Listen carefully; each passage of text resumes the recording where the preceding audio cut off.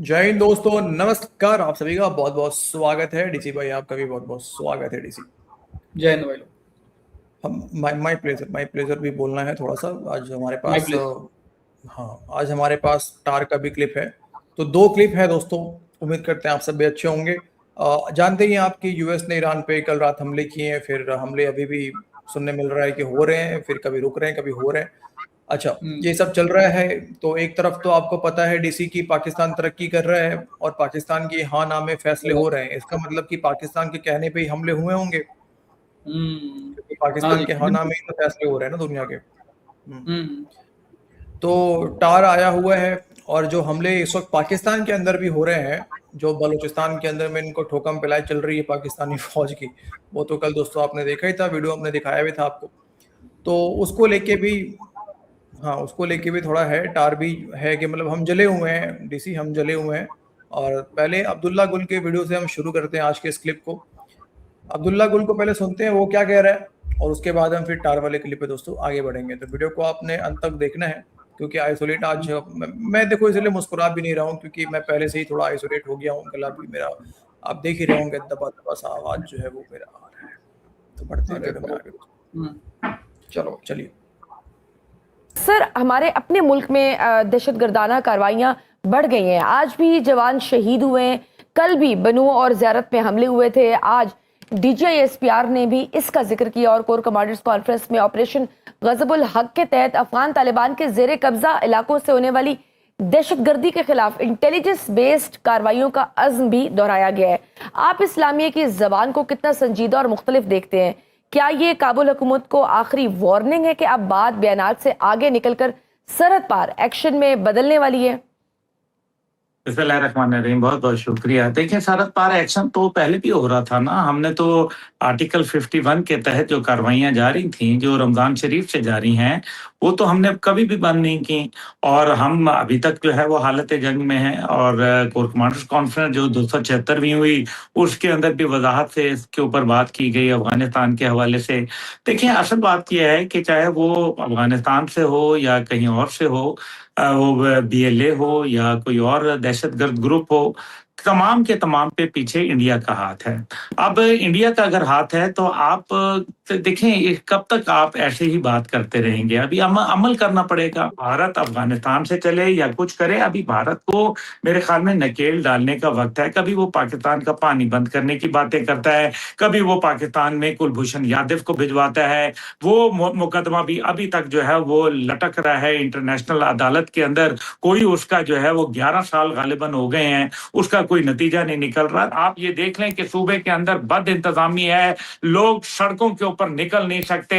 अभी खुलेआम जो है हन्ना और उड़क जैसी जगह के ऊपर दहशतगर्द फिर रहे हैं। जिधर मैंने अपनी जिंदगी का बचपन गुजारा है, जिधर मैंने अभी अपने वहां जब भी जाता था तो वहां पिकनिक के लिए हम जाते थे और लोग आते थे वहां, खड्डा कबाब करते थे, कोई वैसे खाना पीना करते थे। बड़ा खूबसूरत इलाका था। बलोच बेल्ट में प्रॉब्लम होती थी, लेकिन पश्तून बेल्ट में प्रॉब्लम नहीं थी। हमें बताना पड़ेगा भारत को कि ठीक है, अगर तुमने यही सिलसिला रखा।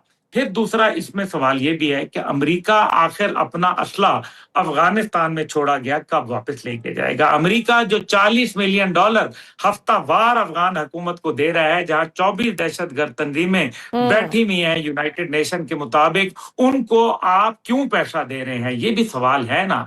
फिर अमेरिका जो जिसने खुद बीएलए के ऊपर, मजीद ब्रिगेड के ऊपर दहशतगर्द होने का जो है वो मोहर सख्त की थी, दहशतगर्द करार दिया था ऑस्ट्रेलिया और बर्तानिया के साथ। जी। आज जब पाकिस्तान आर्टिकल 1267 के जरिए जाता है यूनाइटेड नेशन में, उनके ऊपर सोशल मीडिया अकाउंट बंद कराने के लिए, उनके अकाउंट्स बंद कराने के लिए, उनके जो है वो ट्रैवलिंग को जो है रिस्ट्रिक्ट करने के लिए, तो आज पाकिस्तान क्यों हमसे वो अमेरिका जो है वो मजीद यूनाइटेड नेशन में सबूत शवाहिद मांगता है? भाई, जब आपने उनको टेररिस्ट डिक्लेयर किया था तो आपने क्लियर क्या है बात, बगैर बिल्कुल। सबूत और शवाहिद के किया था? लगता यह है कि अमेरिका को जितनी पाकिस्तान की जरूरत थी वो उसको हासिल हो गई है, और अब जो है वो उनके एक सोच के अंदर तब्दीली आ गई है। अभी भारत को आपको टेररिस्ट लिस्ट के अंदर डलवाना पड़ेगा, एफएटीएफ की एफएटीएफ ब्लैक में लिस्ट में बिल्कुल डालना सही। पड़ेगा, एक्सपोर्टर ऑफ टेररिज्म जो है वो बताना पड़ेगा। बिल्कुल ठीक। बाप रे बाप। हम्म। भाई साहब पसीना आ गया यार सिर्फ। पसीना आ गया ना, डर का माहौल तो बना ही दिया इसने। यार ये भी देखो ना, डीसी यार ये कह रहा है कि अफगानिस्तान को क्यों अमेरिका पैसे दे रहा है, पैसे तो तुम्हें भी देता है बे, तुम्हारे पास भी तो आतंकवादी भरे पड़े हुए हैं। नहीं ये इस बीच में यार ये भी बोलना चाह रहा था कि भारत को हमें बताना होगा तुरंत अमेरिका पे पहुंचने मैं बता रहा हूँ इसने क्या बोला है। उस जगह मैंने कट्स लगा दिए थे क्योंकि मुझे लगा शायद वो, मैं बता देता हूँ उसने बोला क्या था।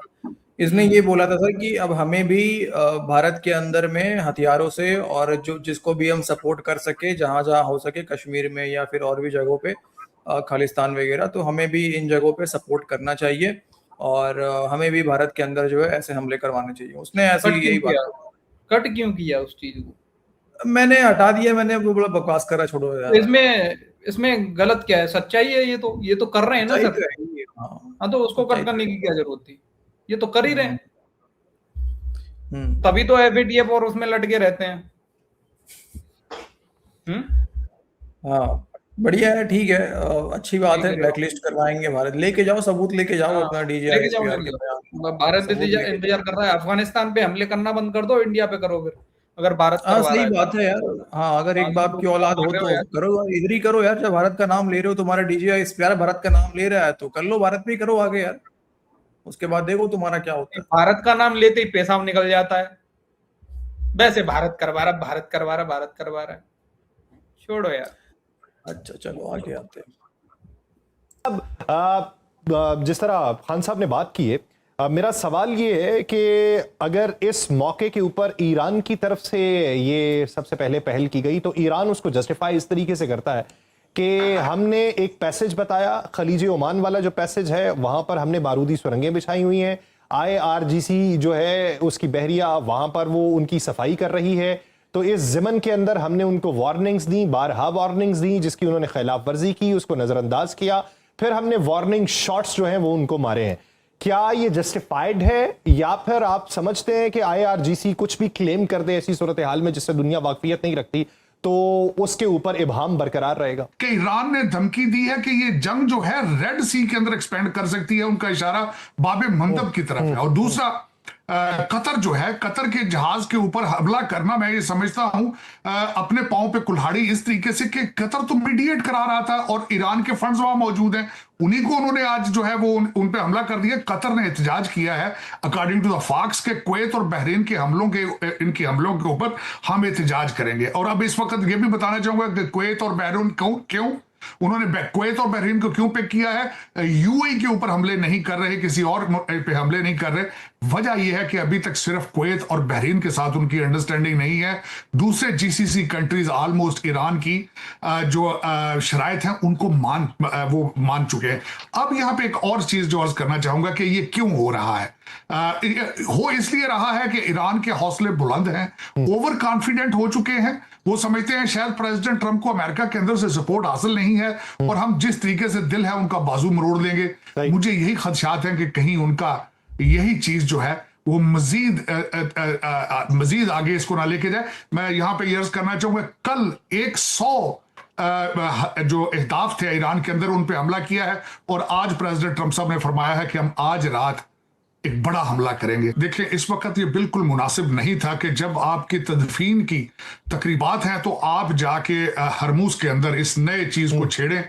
लेकिन मैं अंडरस्टैंड करता हूं, सेंटीमेंट वहां पे हाई है, इसमें कोई शक नहीं है, तो फिर डायलॉग ना करें आप पास्चरिंग भी करें और फिर उसके बाद पोक भी करें और रिटेलिएशन पे एक्सेप्ट ना करें। मैं यहां पे कोट करना चाहूंगा, नेटो जो कि हमेशा यूरोपियन साथ नहीं होते प्रेसिडेंट ट्रंप साहब के साथ, आज मार्क रूटे उनका जो नेटो चीफ है उसने भी कहा है कि it was absolutely necessary to retaliate, to जवाब देना। तो मेरे ख्याल में इस वक्त ईरान जो है वो ओवर कॉन्फिडेंट होकर they are playing outside of the crease. मेरे ख्याल में जो मैं समझता हूं कि अगर और इतने फ्रेजाइल चीज है ये कि छोटी सी कोई चीज जो है इस पूरी की पूरी चीज को डीरेल कर सकती है। और यहां पे ये जरूर देखना चाहिए कि इस वक्त बहुत ज्यादा स्पॉइलर मौजूद हैं। इस हरमूज की जंग की वजह से बहुत सी कंपनियों ने पैसे बनाए, बहुत से मुमालिक ने पैसे बनाए और वो चाहते हैं कि ईरान जो है वो कन्फ्रंट करे या फिर अमेरिका इस सारे के सारे बिजनेस को यहां से खत्म करके जाए। तो मेरा जहां तक जाती ख्याल है, आज एक जो उनको ट्रेड कंसेशंस दी गई थी, आज वो भी खत्म कर दी गई है। नुकसान ईरान का है। पाकिस्तान, हमारे वतन अजीज की बात अगर देखी जाए तो 1 साल का सफर बुनियानुल मरसूद से आज आप जहां खड़े हैं, एक जंग से निकलकर आप दुनिया की तीसरी आलमी जंग को रोक रहे हैं। हमारे फील्ड मार्शल साहब अब पाकिस्तान के फील्ड मार्शल ही नहीं है, मैं समझता हूं पूरी दुनिया के फील्ड मार्शल हैं।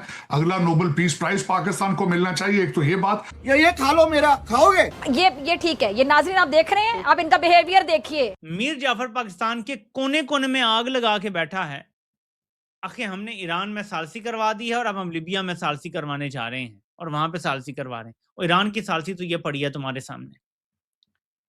ना ट्रंप पे तुम्हारा जोर चलता है, ना नेतन्याहू पे तुम्हारा जोर चलता है। तुम कैसे सालिस बन सकते हो भाई? सालिस वो होता है जिसकी कुछ दोनों तरफ इज्जत हो। इस वक्त आपके सफारती और अस्करी कामयाबियों पे सबसे ज्यादा तकलीफ इजराइल को और मोदी साहब को है, भारत को। दोनों जख्मी हालत में हैं और उनको फैसिलिटेट कर रहे हैं तालिबान, जिनको हमने 40 साल दूध पिलाते रहे पाकिस्तान के अंदर। अब उसके बाद जो अगली अर्ज करना चाहूंगा कि तुर्किया के हवाले से या पाकिस्तान के हवाले से अगर देखा जाए, अब टाइम आ चुका है कि ये मकरू चेहरा भारत का हम ना सिर्फ यूनाइटेड नेशंस के सामने रखें बल्कि फेडअप के सामने रखें कि देखें कि ये इनकी इन्वॉल्वमेंट क्या है। ये बीएलए और दूसरी चीजों को किस तरह सपोर्ट करते हैं, उनको ट्रेन करते हैं। और इनका जो मकरू चेहरा है इस वक्त, वैसे जाती तौर पर फ्रिया कहूं, दुनिया सारी इनको रिजेक्ट कर चुकी है। इनकी there is no credibility at all. और मैं एक और बात गलत करना चाहूंगा, भारत खुद अंदर से जल रहा है। अरे बाप रे बाप, बहुत देखो जल रहे हो इसीलिए- भैया, बहुत जलते देखो हो ज्यादा पार्ट इसीलिए मैंने अमेरिका ईरान वाला रखा डीसी, क्योंकि ये 1 मिनट का ही था बस टोटल क्लिप, ये आखिरी वाला इंडिया वाला बस पूरा मुद्दा 1 मिनट का। 1 मिनट में सर फील्ड मार्शल, दुनिया का फील्ड मार्शल है, फील्ड मार्शल को नोबेल पीस प्राइज मिलना चाहिए। अगला Nobel peace prize field marshal को मिलेगा। भारत जो है वो जल रहा है, भारत आइसोलेट है, भारत का कोई क्रेडिबिलिटी नहीं है, भारत कोई पूछ नहीं रहा है। बाप रे बाप। नहीं, आगे इतना से ही याद बस- रखना, मुनीरिया मुनीर और जन क्या क्या करते रहते हो ना, आप पूरी दुनिया का फील्ड मार्शल है सर वो, ठीक है? याद रखना, आगे से मजाक नहीं उड़ाना है उसका। तुम तो फील्ड में ही जाते हो, तुम तो मतलब फील्ड में ही जाते हो ना सर, अपना मार्शल निकालने।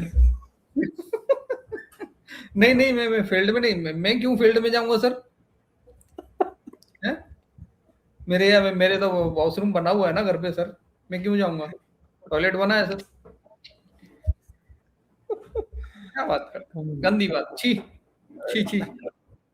यार तो दुनिया का फील्ड मार्शल है, माँ कसम। यार ये क्या, भाई कितना पॉलिश करेगा बेटा। एक तो मेडल ले ही लिया है, और कितना मेडल तुझे चाहिए यार? नहीं, इसको सर 1 मेडल मिला है, 1 कमर छिमा के पास है, ठीक है? अब इसको तलवार भी चाहिए साथ में।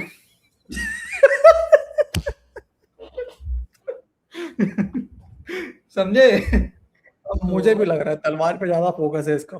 हाँ, तो सर ज्यादा चाटना पड़ेगा, ज्यादा पॉलिश करना पड़ेगा। थोड़ा सा सही बात है, सही बात है। तलवार मुझे लग रहा है यार। बात तो ठीक कर रहे हो। भयंकर है भाई, भयंकर भाई साहब। मतलब अब क्या बोले भाई, एफएटीएफ के ब्लैक लिस्ट में डलवाएंगे हमें। वो अब्दुल्ला गुल भी यही बात कह रहा है कि भारत को एफएटीएफ में डलवा देते हैं। हम तो ये कह रहे हैं, कोशिश करनी चाहिए। पाकिस्तान को दुश्मन है भाई, कोशिश करनी चाहिए, पाकिस्तान कोशिश करे। हम तो यार और आइसोलेट हो जाएंगे ना यार, ब्लैक लिस्ट में चले जाएंगे तो यार, मतलब समझ रहे हो बात तुम्हें?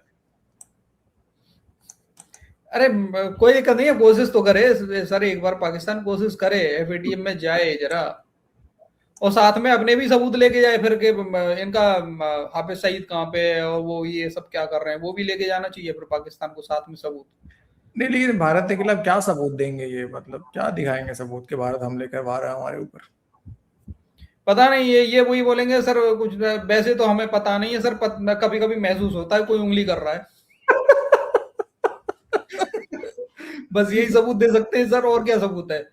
वो एफएटीएफ वाले बोलेंगे कि देखा है अपनी आंखों से। कभी नहीं सर, देखा तो नहीं है, पर महसूस होता है उंगली लगा रहा है कोई पीछे। नहीं, लेकिन यार डीसी गलत बात है यार। कभी ये लोग गौरव आर्या के वीडियो चला देते हैं, उसके बाद फिर कभी कुछ व्हाट्सएप चैट लीक कर देते हैं। वो व्हाट्सएप चैट में बताते हैं कि देखो ये भारत का कोई मेजर है, पता नहीं क्या क्या नाम लेते हैं, और ये देखो पैसे दे रहा है। तो ये सब सबूत ही तो है यार, वो लेके जाएंगे नहीं यार वहां पे यार। हाँ तो सर बिल्कुल बिल्कुल यही तो सबूत है सर सोशल मीडिया वाले। सबूत वही तो है सर, 2-4 लोगों को खड़ा कर देंगे, हाँ वही कौन उंगली करता था सर, उंगली सूंघ के देखो बदबू आ रही होगी।